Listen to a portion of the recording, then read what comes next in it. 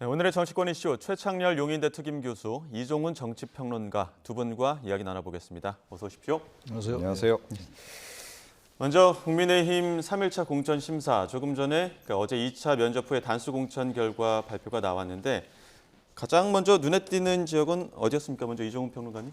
네, 아무래도 뭐 좀 용인이나 뭐 그런 지역이 될 수밖에 없죠. 예. 그런데 뭐 예상을 크게 안 벗어나는 그런 이제 발표가 아니었나 이렇게 생각이 들고, 예. 일단은 좀 논란의 여지가 적은 그런 지역부터 공천 결과를 좀 순차적으로 발표하는 게 아닌가, 이렇게 일단은 생각을 합니다. 전반적인 평가 최창렬 교수님 어떻게 보셨습니까? 우선 이제 이 관전 포인트가 이제 용산 출신 인사가 얼마나 있느냐.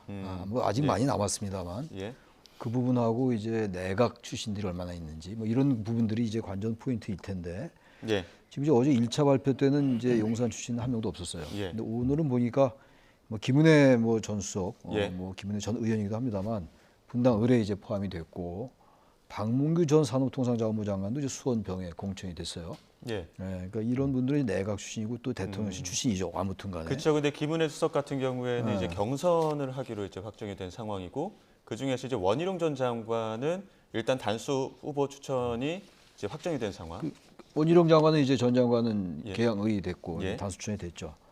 근데 지금 이제 임재훈 같은 경우도 국민통합위원회 위원이었는데 안양 동안갑 이제 얘기가 나오는 거. 김정혁 비대위원 전 비대위원이 고향병 이런 예. 부분들이 눈에 띄긴 합니다만 지금 말씀처럼 이게 아직 논란거리가 있는 그러한 이제 그 부분은 아직 그렇게 뚜렷하게 보이지 않는 것 같아요. 아직은 이제 여러 지역이 남았습니다만 특히 대구 경북 지역 가면 아마 그런 논란이 많아지지 않을까라는 생각이 드는데 예. 어쨌든 간에 아직은 1차, 2차 발표하고 있는데 시스템 공천에 의해서 하는 거라고 합니다만 그 이제 각 지역마다 다 성격이 다르기 때문에 예. 일적으로 평가하기 좀 어려운 것 같습니다.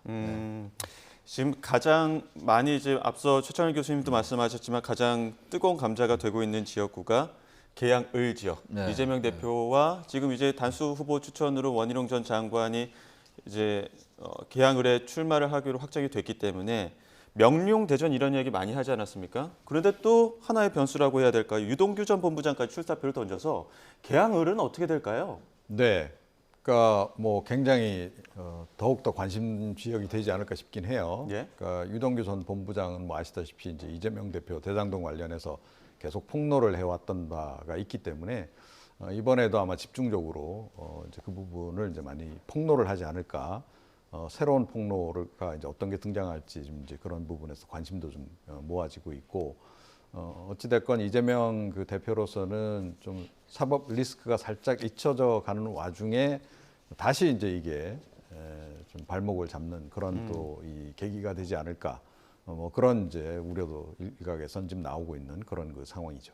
예. 앞서 그 분당 을 지역구 같은 경우에는 김은혜 전 홍보수석 그러니까 경선 확정은 아니고 아마 이제 김민수 대변인과 이상욱 예비 후보와 이제 경선 가능성이 커진 그런 상황이라는 점을 다시 한번 정확하게 말씀을 드리고요. 계양을 지역구 다시 한번 이야기 나눠보겠습니다. 최창렬 교수님, 계양을 과연 어떻게 좀 격전이 치러질까요? 글쎄요, 유동규 전 본부장이 나오는 게 전 좀 예. 깜짝 놀랐어요. 유동규 예. 전 본부장도 뭐 본인이 이제 인정을 했습니다만 이재명 대표 못지않은 사법 리스크가 있는 인물이거든요. 예. 근데 이분이 나와서 이제 뭘 심판을 받겠다는 건지 모르겠어요. 이재명 대표의 그 사법 리스크를 자기가 이제 폭로하겠다라는 건데. 예. 근데 문제는 이제 이재명 대표, 원희룡 전 장관 그리고 유동규 전 본부장이 나오면 일단 이 선거가 계양을 선거는 완전히 대장동 선거가 될 겁니다 아마. 제가 볼 때 어떤 대장동은 빨리 정리가 되긴 돼야 될 텐데 이 시간이 많이 걸릴 거 아니에요 앞으로도. 예. 그러면서 나름대로 의미 있다고 봅니다. 그럼에도 불구하고 정치가 너무 이렇게 희화되는 느낌도 좀 들어요. 그런 느낌을 배제할 수가 없습니다. 유동규 전 본부장이 출마한다고 하니까. 예. 그러나 일단 뭐 선거랑이 이겨야 되는 거니까 뭐 당위를 떠나서 이제 원희룡 전 장관과 이제 유동규 전 본부장이 나오면은 일단 그 이재명 대표에 대한 심판표가 좀 갈릴 거 아니겠어요. 대장동에 관해서. 특히 그렇죠. 원희룡 전 장관이야 뭐 지난 대선 때 일타 강사를 자임했던 그런 인물이고. 예. 그래서 이게 국민의힘으로서는 이게 좀 이게 불리하지 않을까. 표가 분산될 수가 있잖아요. 어쨌든 예. 그런 점을 하나 이제 관전 포인트일 것 같은데 아무튼 유동규 전 본부장이 나오는 건 저는 좀 정치가 희화된 측면이 있다. 그렇게 좀 말씀드리고 싶습니다. 네, 그런가 하면 또 오늘 아침에 그 민주당이 3차 공천 심사 결과를 발표를 했는데 총 24개 지역입니다. 단수 10개, 경선 14개 지역인데 이 결과는 어떻게 보십니까? 그래서 이 이제 민주당도 마찬가지예요. 국민의힘도 그렇고 지금 이제 순차적으로 발표를 하고 있는데 민주당은 지금 이제 뭐 이른바 친문과 친명의 갈등, 뭐 친명과 비명의 갈등 이런 이제 포인트가 있는 거잖아요. 관전 포인트가 있는데 예. 아직도 이쪽도 아직 그렇게 아주 예민한 지역은 좀 미루는 것 같아요. 예. 지금 뭐 계속 이제 얘기가 나왔던 고민정 의원 같은 경우는 뭐 친문이긴 합니다만 이제 공천이 확정이 됐고 예. 그러니까 지금 보니까 광진을이 완전히 이제 대진표가 짜여진 겁니다. 오신환 전 의원 국민의힘에 그리고 예. 이제 고민정 의원 광진을에 이제 대진표가 짜여진 거예요. 예. 거의 제가 볼 때 거의 유일한 것 같은데 아직 뭐 얼마 안 됐으니까 예. 시간이 얼마 안 됐으니까 그렇긴 한데 아무튼간에 지금 민주당도 당장 논란이 될 수 있는 그런 발표는 아직은 아닌 것 같아요. 이제 뭐 시스템 공천한다고 그러는데 문제는 그거죠. 어떤 지역은 단수 추천하고 어떤 지역은 또 우선 추천 이른바 이제 전략 공천하고 말이죠. 어떤 지역은 발표하기를 뭐 제공받아 이런 얘기를 하는데 나름대로 기준이 있을 겁니다. 양당이 기준은 있는데 아무튼간에 이게 어떠한 형태든 간에 사람이 하는 일이니까 이게 예. 무슨 다른 것과는 좀 다르잖아요. 그래서 어쨌든 그 이른바 국민의힘은 윤심이 어떻게 작용하는지 물론 당무 얘기 안 하겠습니다만 그런 부분 그리고 이재명 대표가 얼마나 영향력을 발휘하는지 최근에 뭐 인재근 의원 만나서 불출마 적용하고 있다는 기사가 나왔어요. 하긴 예. 인재근 의원 같은 경우는 도봉갑인데 삼선을 했잖아요. 뭐 얘기할 수 있는 거죠. 꼭 무슨 뭐 친명 비명이 아니더라도 이제 그런 게 어떻게 이제 같이 복합적으로 작용하는데 너무 이제 관점을 너무 친명이냐 비명이냐 또 친윤이냐 비이냐로만 봐도 안 될 것 같고 그렇다고 그 부분을 완전히 배제해도 좀 안 될 것 같고 그런 생각이 좀 듭니다. 예. 자, 그러면 이종훈 평론가님께서 어떻게 보십니까? 이번 지금 민주당의 3차 공천심사 발표에 대해서 말이죠. 예, 그러니까 논란이 적은 지역 우선 발표하는 거죠. 그러니까 이제 뭐 아시겠지만 수도권 같은 경우에는 민주당 입장에서는 양지잖아요. 예. 그래서 지금 보면 그 뭐 이미 이제 국회의원 하고 계신 분들 포함해서 예. 친명들 간에조차도 특정 지역에 막 친명이 몰려서 경쟁이 되고 있는 이런 그 형국입니다. 그래서 한마디로 경쟁이 굉장히 치열해요. 그래서 경선 없이 이게 만약에 친명 아무개로 결정을 할 경우에 아마 가장 이제 논란이 뜨거울 수밖에 없을 겁니다. 그래서 그런 지역들은 대체로 좀 뺐어요. 보니까 이번에. 예. 그리고 상대적으로 이제 경쟁이 좀 덜하면서 특히나 이제 그 뭐 친명들이 문제 제기를 좀 덜하는 그런 이제 지역들. 그런 지역들 우선으로 일단 이제 발표를 좀 한 것 같고 예. 고민정 이제 의원 같은 경우에는 제가 보기엔 상징적으로 좀 미리 발표한 것 같아요. 아, 친문의 어떤 상징으로 말씀하시는 그렇죠. 거죠? 그러니까 이제 비명 중에도 포함시키다 이렇게. 예. 예. 그런데 이게 다른 지역에까지 그대로 이어질지 예. 이거는 이제 우리가 좀 지켜봐야 되겠는데 예. 다른 지역의 친명 공천을 강행하기 위해서 사실은 상징적으로 일부러 앞세워서 이걸 발표했을 가능성도 없잖아 있습니다. 그래서 제가 보기엔 그 가능성이 조금 더 높다라고 좀 예. 생각이 일단 들고요. 예. 매치가 성사된, 그러니까 대진표가 확정된 그 서울 광진을에 대해서는 어떻게 보십니까? 어떻게 보면 리턴 매치라는 이야기도 많이들 하거든요. 네. 그러니까 어찌됐건 뭐 지금 이제 두 가지 점에서 우리가 좀 볼 필요가 있는데 민주당이 지금 현역이 일단 있는 지역이라고 예. 하는 거고 이제 국민의힘이 이제 도전을 하는 이제 그런 입장인 겁니다. 이제 그런 상황에서 이제 과연 얼마나 이제 도전에 성공할 수 있겠는가 하는 건데 이게 지난 총선하고 아시다시피 지난 대선 지방선거의 그 판세 흐름이 좀 다르잖아요. 예. 그러니까 지난 총선 당시에는 압도적으로 민주당이 이제 우세를 이른바 한강 벨트를 중심으로죠. 보였던 예. 이제 그런 지역이고 하지만 대선 지방선거 때는 뒤집어진 지역도 굉장히 많고 그래서 비등비등했던 곳들도 그렇죠. 있고요. 이제 그런 식입니다. 그래서 지금 그 흐름이 지금 이제 어떻게 작동을 하는가 하는 건데 현재까지의 뭐 전반적인 여론조사의 흐름이나 이런 걸 보게 되면 아직까지는 정권 심판론이 조금 더 우세해요. 그렇게 보면 현재까지는 그래도 민주당 후보가 조금 유리한 그런 이제 구도로 일단 이제 봐야 되지 않을까. 예. 이제 이거를 이제 막판 뒤집기를 하는 것이 국민의힘의 이제 역량에 이제 달린 거고, 뭐 후보 개인의 역량으로도 이제 돌파해 낼 수 있겠죠. 후보 개인의 측면에서 볼 때 사실은 오신환 후보 같은 경우에는 좀 비윤계에 해당하잖아요. 예. 그래서 친윤이 아니기 때문에 오히려 좀 지역 유권자들이 조금 더 이제 그 우호적으로 반응을 보일 수는 있다. 뭐 넓게 보면 이분도 뭐 친윤에 해당하지만 그렇게 이제 뭐 핵심 친윤은 해당은 안 되기 때문에 상대적으로 거부감이 조금 덜한 예. 그런 후보라서 뭐 의외로 팽팽하게 좀 전개되지 않을까 그렇게 좀 생각이 듭니다. 그럼 판세에 대해서는 어떻게 보면 이종훈 평론가님의 개인 의견이라는 점을 다시 한번 좀 말씀을 드려야 될 수밖에 없고요. 낙동강 벨트는 어떻습니까? 지금 국민의힘 중진 의원 중심으로는 지금 험지 출마를 하고 또 어떻게 보면 인력 재배치를 한 그런 좀 지역구지 않습니까? 이번에 좀 단수 후보 추천이 좀 되다 보니까 어느 정도쯤 대진표가 좀 윤곽이 나오는 것 같거든요. 글쎄요, 지금 제일 얘기 나왔던 게 서병수, 예. 이제 그 조혜진 의원, 뭐 이런 예. 분이 이제 이른바 험지로 알아. 이제 낙동강 벨트 안에서 좀 민주당 쪽이 좀 강세가 있는 곳. 예. 낙동강 벨트가 9곳이거든요. 9곳에서 예. 지금 민주당이 현역으로 있는 게 5군데예요. 예. 그러니까 이 낙동강 벨트는 아시겠습니다만 PK이면서도 PK 같지 않은 지역. 이제 이 낙동강 벨트란 말이죠. 그러니까 지금 이 부분을 이제 어떻게 정리하냐도 굉장히 중요할 것 같아요. 근데 지금 현재 그 뭐 누굽니까 아까 말씀하신 그 낙동강 벨트 의원들 김태호 뭐 이제 조혜진 이런 분들은 굳이 그런 관점에서 봐서 드리는 말씀이긴 한데 당내에서 좀 개파색이 옅은 인물이고 신윤 색깔이 거의 없는 인물들이거든요. 아마 그래서 한 게 아니냐고 볼 수도 있어요. 그렇게 볼 수도 있고 또 이분들이 뭐 경쟁력이 있으니까 당을 위해서 낙동강 벨트에서 좀 힘견대로 가라, 험지로 가라 뭐 이런 이제 얘기도 있어서 이 부분을 제가 아까도 말씀드린 것처럼 어느 선까지 정확하게 칼로 두부 자르듯이 말이죠. 이거는 바로 뭐 비윤이기 때문에 이렇게 했다라고 얘기하기도 어려워요. 예. 여러 가지가 아마 복합적으로 작용할 겁니다. 예. 중요한 건 어쨌든 이 낙동강 벨트에서 국민의힘이 얼마나 다시 좀 탈환해 오느냐 이게 중요한 거거든요. 근데 낙동강 벨트가 워낙 뭐 양산, 김해 이런 쪽이기 때문에 전직 대통령들의 그 정치적 고향들 아닙니까? 그래서 이제 국민의힘이 이걸 어느 정도 잘 이걸 조절을 해야 되는데 막판까지 좀 봐야 될 것 같아요. 이건 지금 3명 정도밖에 얘기가 안 나왔기 때문에 예. 나머지들을 이제 어떻게 배치할지 예, 그 자리에 또 지금 텃밭에 있던 분들을 이제 다른 데로 배치하겠다라는 건데 근데 그 자리에 과연 어떤 인사가 또 오게 될지 공천을 이제 그런 것들을 눈여겨 봐야 될 것 같습니다. 예. 네. 자, 민주당 공천을 두고 또 한동훈 국민의힘 비대위원장 비난의 목소리를 내기도 했는데요. 이 목소리도 한번 들어보시죠. 공천을 저는 보면서 이런 생각을 했습니다. 아, 대장동 비리가 이런 식으로 일어났겠구나 생각했습니다. 이런 식으로 정식 라인 무시하고 비선 동원하면서 막무가내로 밀어붙이고 사적 이익을 취했구나라는 생각을 했습니다. 지금 저는 이재명 대표가 하고 있는 민주당의 공천을 대장동식 공천이라고 생각합니다. 그리고 정진상 씨 같은 분이 아직도 그러니까 과거에 있었던 경기도나 성남에 있던 측근들이 아직도 저 전통 있는 공당을 좌우하고 있나라고 생각합니다. 이재명의 옥중 공천은 아닐지 몰라도 정진상의 옥중 공천처럼 되어가고 있다고 생각합니다. 이런 비판이 나온 배경은 어디에 있다고 보십니까? 뭐 이제 역시 이제 프레임을 이제 그렇게 잡는 거죠.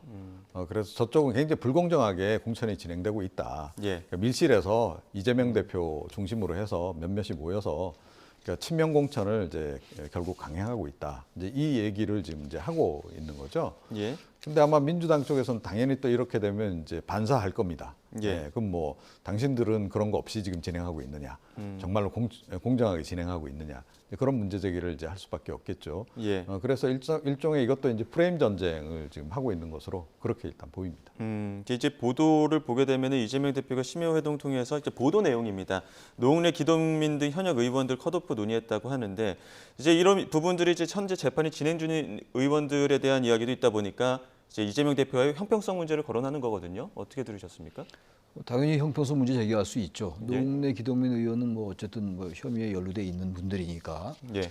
근데 저는 아무튼간에 최종 결론이 안 났다 하더라도 뭐 당의 내균화제 그 당원 당규가 있겠습니다만 사법 리스크에 연루된 의원들은 저는 의원이나 인사들은 배제하는 게 좀 맞다고 보는데 뭐 전 개인 생각인데 문제 이제 민주당에서 이 노웅래나 이런 이제 기동민 의원 같은 부분을 이제 배제하는 건 좋습니다. 좋은데 이재명 대표는 지금 재판 중인 사건이 많단 말이에요. 그래서 예. 이게 항상 얘기가 나왔던 부분이거든요. 과연 이재명 대표가 정말 사심 없이 자신의 입장과 관계없이 그렇게 할 수 있을 것인가 공천을 그게 항상 제기됐던 문제 중에 하나입니다. 예. 근데 그게 이제 서서히 이제 그 불거지고 있는 거죠. 그렇다고 노웅래 기동민 의원 같은 분들을 그런 유해 분들을 이재명 대표 자신의 문제 때문에 공천을 계속 한다면 그건 공천 경쟁에서 뒤질 거고 국민의힘에게 그런 문제는 이제 민주당이 풀어야 될 문제인데 어쨌든 이재명 대표는 뭐 개항을 출마할 가능성이 높아 보이고 예. 그렇다면은 이재명 되고 나는 안 되냐 뭐 이런 얘기가 나올 수가 있죠. 예. 이게 아마 민주당이 안고 있는 근본적인 아마 한계일 수 있습니다. 근데 그 문학진 전 의원 같은 경우에는 지금 이재명 대표가 전화를 해서 적합도 조사, 평가에서 조금 하위다, 꼴찌다 이런 얘기를 했다는 거 아닙니까? 그런데 그런 부분에 대해서 수치 조작 의혹을 거론하기도 했는데 이런 부분은 어떻게 봐야 됩니까? 이것도 사실은 그 매번 공천 때마다 나오는 얘기예요. 그러니까 예. 이제 당에서 예를 들어 뭐 단수 공천 지역을 정한다거나 이제 할 때, 그러니까 그 해당 지역의 예비 후보들, 자당의 예비 후보들을 놓고 이제 여론조사를 하는 거죠. 예. 해서 이제 뭐 그 여론조사 해본 결과 너무 격차가 심하게 난다. 예. 뭐 그 중에 한 명이 뭐 굉장히 높게 나오고 나머지 후보들은 굉장히 낮게 나온다. 이러면 그 격차가 이제 심한 경우에는 그냥 단수 공천을 해버리거든요. 예. 경선 해봤자 뭐 크게 차이가 없다 이렇게 보고 이제 하는 건데 이제 그 관련해 가지고 이제 그런 과정을 통해서 탈락한 후보들은 늘 이제 그 여론조사가 이 공정성 문제를 제기를 해요. 예. 그러니까 이게 뭐 예를 들어서 이제 주로는 이제 주류 쪽을 겨냥한 얘기인데, 그러니까 친명계 아무개를 이제 공천을 주기 위해서 그러니까 여론조사를 조작을 했다 하는 얘기죠. 그러니까 이게 여론조사가 이미 알려져 있는 그런 이제 국민들에게 좀 대체로 알려져 있는 그런 이제 좀 약간 공정성 있는 그런 여론조사 기관이 하는 경우도 있지만 예. 그 정당 차원에서 하는 그 여론조사 같은 경우에는 그 자당의 좀 우호적인 그런 인사들이 나가서 하는 그런 이제 좀 군소 여론조사 기관들이 하는 경우도 많아요. 예. 이제 그러다 보니까 일종의 이제 마사지를 한다 그쪽에서 그러니까 당 지도부에서 뭐 약간 지침을 줘서 이 지역은 아무개에게 유리하게 뭐 이렇게 예. 여론조사 결과가 나오게 해달라. 뭐 이런 식으로 하면 이제 거기에 맞춰서 맞춤형으로 이제 여론조사 결과를 내놓는 거 아니냐. 그런 의혹이 사실은 꾸준하게 제기가 되고 있어요. 예. 여론조사 기관들의 이제 그 어떤 그 공인도라든가 신뢰도라든가 이런 거하고 좀 연관이 되는 건데, 근데 이 문제는 사실은 뭐 앞으로도 제가 보기엔 계속 논란이 많이 될 거다. 이렇게 그런 생각합니다. 부분들 때문에도 민주당 원로들 중심으로도 이거 지금 공천 공정성 의심된다, 우려된다 이런 목소리가 나오는 것 같거든요. 어떻게 보십니까? 근데 이 공천은 말이죠. 이게 253개 지역구잖아요. 예. 이게 지역마다 다 다를 겁니다. 예. 같은 당 내에서 다 다를 거예요. 같은 당 내에서도 어떤 지역구는 상당히 공정하게 되는 데도 있을 것이고. 그러니까 지금 보세요. 이게 지금 공천도 뭐 단수 추천이 있고 우선 추천이 있고 막 이런 여러 가지가 있잖아요. 우선 추천은 말하자면 이제 전략 공천인데, 근데 우리 이종훈 평론가 말씀처럼 이게 사실 뭐 다 그런 건 절대로 아닌데, 우리가 일반적인 인식 속에는 특정인을 공천하고자 한다면 물론 이제 시스템 공천에 의해서 절차를 밟겠습니다만 당이 마음을 먹으면 얼마든지 할 수 있다라는 게 정치권에 옛날부터 있는 그 일반적으로 알려진 얘기들이에요. 그게 네. 말씀하신 그런 맥락이겠죠. 여론조사 해도 뭐 당원을 뭐 그걸 완전히 조작한다는 게 아니에요. 조작한다는 게 아니라 뭐 특정 후보가 이제 그쪽에 공천 받게 하게끔 이제 뭐 표본을 달리한다 이렇게 할 수 있는 거거든요. 그거는 막기가 어려워요. 일반적으로 뭐 갤럽이나 리얼미터가 이제 매주 발표하는 이것과는 좀 다를 수가 있는 거라서, 그래서 나온 얘기인데 또 어떤 지역은 또 상당히 공정하게 하는 데도 있을 거예요. 이건 다 일률적으로 말하기 어렵다고 제가 말씀드리는 건데, 그러나 전체적인 중요한 거는 전반적인 경향성이 대체로 이 정도면은 약간의 문제점이 있음에도 불구하고 공정하게 한다라는 인식이 있으면 그 정당은 이기는 거고, 대체적으로 공정하게 하는 데도 있음에도 불구하고 전체적으로 특정 마음이 뭐 심자 들어가는 거, 명심, 뭐 한심, 윤심 뭐 이런 네. 심자 들어가는 이런 게 너무 많이 작용한다라는 인식이 그게 고착화되면 그 정당은 대단히 선거가 어려워진다고 볼 수 있겠죠. 예.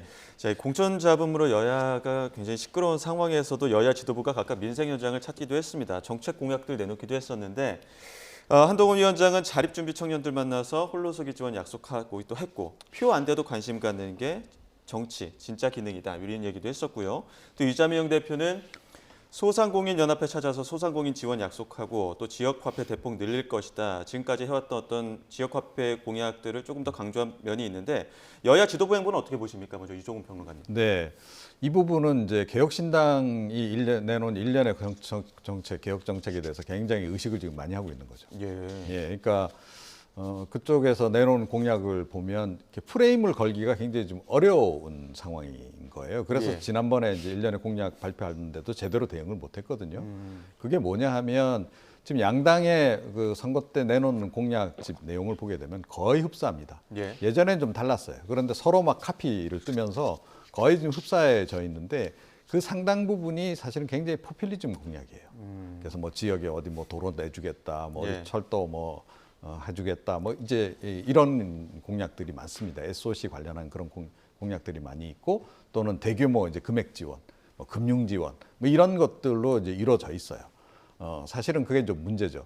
그러니까 이번에도 좀 아시겠지만 초반전에는 굉장히 그런 약간 물량 공세적인 그런 공약들을 내놨잖아요. 철도 지하화. 뭐 이런 얘기. 예. 그다음에 뭐 이재명 대표 쪽에서는 출산 뭐 장려 정책으로 뭐 결혼하면 뭐 1억 대출. 예. 뭐 이런 식으로 했는데 이거 사실은 굉장히 포퓰리즘적인 공약이잖아요. 거의 뭐 허경영식 공약이다 이렇게 이제 봐야 되는 거고 국민들이 유권자들이 그거에 대해서 예전에는 뭐 솔깃했는데 요즘엔 별로 믿지도 않아요. 저 또 선거 끝나고 나면 아마 흐지부지 될 거다 이렇게 지금 반응을 보이고 있는 거죠. 이제 그런 상태에서 이제 그 개혁신당 쪽에서 내놓은 그런 이제 약간 민생 지향적인 그런 공약들을 이제 접하고 보니 우리도 이제 좀 바뀌어야 되겠다 이 생각을 하는 거죠. 예. 그러니까 이제 최근 들어서 아마 그 양당의 이 정책 개발팀들이 굉장히 아마 바쁠 겁니다. 그래서 이제 그 굉장히 좀 체감도가 좀 높은 그러면서도 이제 약간 그 좀 민생 지향적인 예. 뭐 이런 거를 지금부터 이제 챙기기 시작한 거다. 예. 이렇게 보고요. 저는 이건 굉장히 좋은 현상이라고 생각해요. 그 부분은 개혁신당에 이미 기여를 좀 한 부분이 있다라고 생각합니다. 예. 우리 선거가 고질적인 문제가 뭐냐면 중앙선관위가 계속 수십 년 동안 노력해온 게 뭐냐면 조직선거, 돈 많이 드는 조직선거 이제 그만하고 가능하면 정책선거로 가자. 계속 그렇게 유도를 해왔어요. 예. 그런데도 이게 잘 안 돼. 두 거대 정당이 그렇게 움직이질 않아서 이제 그런 거거든요. 그런데 이번 총선은 좀 의외로 지금 그런 방향으로 지금 이제 약간 방향 전환이 되는 것 같아서 개인적으로는 굉장히 환영할 예. 만한 일이다 이렇게 생각하고 있고 아마 중앙선관위 쪽에서도 이 부분은 굉장히 아마 좀 그 관심 갖고 지켜보고 있을 것이다 이렇게 생각합니다. 좋은 방향으로 가고 있다 이런 말씀하셨는데 최천일 교수님 어떻게 보십니까? 아직은 저는 그 정도까지 그 긍정 평가하기는 아직은 좀 때가 이른 것 같고 좀 봐야 될 것 같아요. 예. 정당이 지금 공천 이제 1차, 2차 발표하고 계속 이런 상황인데 그 뭐 정책에 대한 거 안 넣을 수가 없죠. 뭐 어느 때나 있었던 건데 제가 볼 때 이렇게 독특하게 신성이 와닿는 정책은 별로 없는 것 같아요. 여전히. 지금 뭐 한동훈 위원장 얘기한 거 홀로서기 지원 약속하겠다. 이것도 그렇고 이거 좋은 정책이죠. 이재명 대표 얘기한 소상공인 지원 다 나온 얘기들입니다. 말씀처럼. 근데 이런 부분들이 이제 어느 정도의 재원이라든지 확실하게 이게 이제 실천될 수 있다는 거 그걸 좀 보여줘야 되는데 아직은 그게 약하다는 거예요. 그러니까 정말 정책 선거가 되려면 지금 계속 어떤 전반적인 공천 국면에서 공천을 누가 받느냐 이쪽에 지금 관심이 집중돼 있단 말이에요. 그래서 예. 간간히 이런 얘기가 나오는 거예요. 정책 얘기가. 개혁신당 같은 경우도 지난번에 65세 이상 그 무임승차, 그 지하철, 전철 그 부분에 대한 게 좀 상당히 의제 선점용이 있었는데 그 이유는 이게 이어지지 않고 있고 예. 여성들의 경우에 특정 직군에 대해서 병역을 필요해야 된다. 이것도 그게 맞나 해가지고 별로 전 그렇게 호응을 못 일으킨 것 같아요.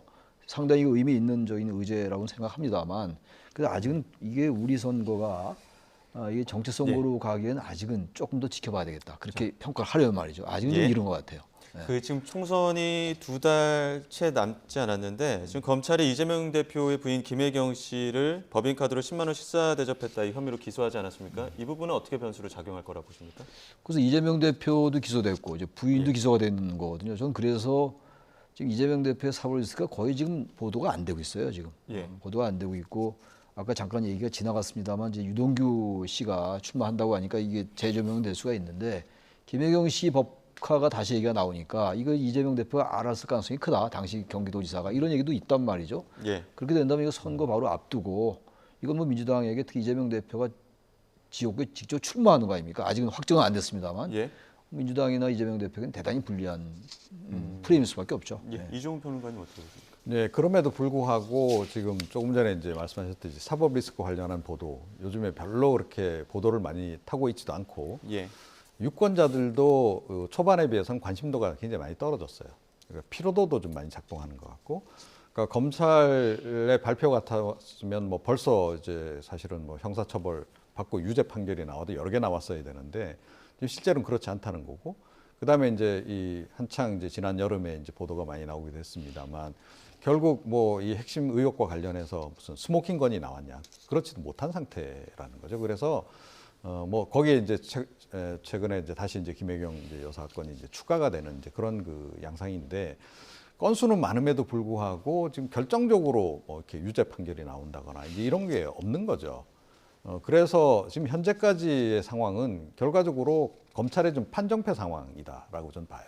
그래서 이거를 확실하게 뒤집을 수 있는 뭔가 물증이 분명하게 나와서 뭐 유죄 판결이 나오고 이제 그런 정도까지 가지 않으면 총선에 미칠 영향도 생각만큼은 그렇게 크지 않을 것이다 이렇게 예. 생각을 합니다. 자, 그런가 하면 윤 대통령은 지난 화요일 부산에서 11번째 또 민생 토론회 열기도 했고 또 이번에는 독일 덴마크 순방을 전격 연기했습니다. 이를 두고 민주당에선 쓴소리를 내고 있는데 그 이야기도 들어보시죠.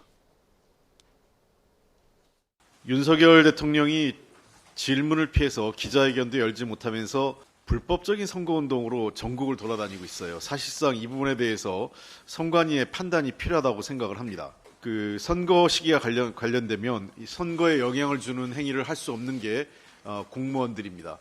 대통령 역시 선출직이지만 동일한 그 공무원의 법적 구속을 받는 사람이기 때문에 이런 식의 선거에 어떤 영향력을 행사할 수 있는 행위는 절제하고 자제하는 게 필요한데 한순간에 이런 관권 선거 문화를 지금 확산시키고 있는 것은 매우 유감스럽습니다. 윤석열 대통령도 이 관권 선거 시도는 즉각 중단해야 됩니다. 일단 순방을 연기한 부분을 두고 김건희 여사를 좀 의식한 부분이 아니냐 이런 이야기들도 나오는데 어떻게 바라보십니까? 저는 이거 깜짝 놀랐어요. 지금 이 순방 독일하고 덴마크 순방인데 예.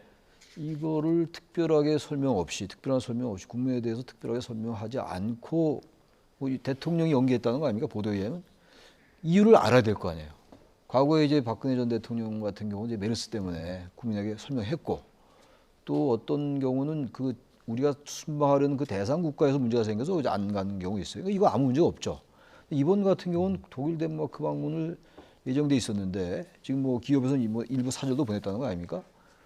저건 정말 빨리 설명해야 될 것 같은데 이게 막연하게 뭐 총선 앞뒀으니까 이거를 안 한다라는 게 설명이 약합니다. 설득력이 떨어지고 일부 보도에 의하면 뭐 김건희 여사를 같이 갈 수도 없고 안 갈 수도 없다 뭐 이런 얘기가 나오고 있는데 그렇다고 해가지고 이 외교 일정인데 이 부분을 만약에 정말 김건희 여사 문제 때문에 안 갔다면 더 큰 문제죠. 그거야말로 진짜 조금 확대 해석한다면은 김건희 여사 리스크가 국정의 발목을 잡는다고 해석할 여지도 있다 이런 얘기예요. 전 이 부분은 정말로 이 정부가 윤석열 대통령이 그리고 대통령이 정확하게 설명할 필요가 있습니다. 왜 안 가게 됐는지에 대해서 솔직하게 얘기해야 돼요. 이 부분은. 이종훈 평론가님께서 어떻게 바라보십니까? 네, 어제 안 그래도 뭐 이 관련해서 대통령실 기자들 전화도 받고 제가 그랬는데 예. 대통령실 그 기자단이 거의 패닉 상태더라고요.